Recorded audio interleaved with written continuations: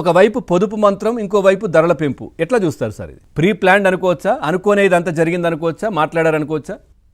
ఆయనకు అవగాహన లేకుండా ఎలా ఉంటుంది? అంతే కదా.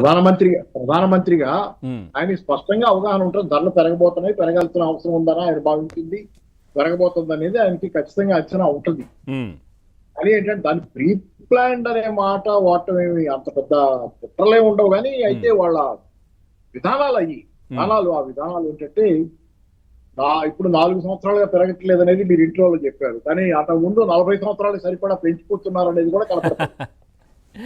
నిజమే. అదే కదా, అంతకు ముందు ఎంత పెంచారు? ఉమ్, చాలా విపరీతంగా పెంచారు. భారతదేశంలో పెట్రోల్ ధరల గురించి ఎన్నెన్ని కథలుగా చెప్పుకున్నాం. అవును. మా దగ్గర నుంచి డీజిల్ కొనుక్కొని అంతకంటే తక్కువ ధరకి బోటాన్ అమ్ముతుందని ఇవన్నీ మనకు తెలిసినాయి కదా.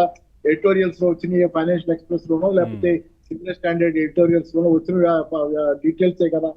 ఇక్కడ దగ్గర నుంచి మన దగ్గర నుంచి పెట్రోల్ కొనుక్కొని ఆ బోటాను వాళ్ళ దగ్గర అంతకంటే తక్కువ అమ్ముకుంటుంది డీజిల్.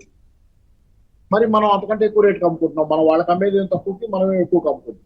ఇవన్నీ ఉన్నాయి. కాబట్టి ఏంటి ఓవరాల్ ఇక్కడ మనకి పెరిగినాయి. ఇప్పుడు ఎంత పెరిగినాయి? 3 రూపాయలు 14 పైసలు పెట్రోల్ మీద, 3 రూపాయలు 11 పైసలు డీజిల్ మీద పెరిగింది.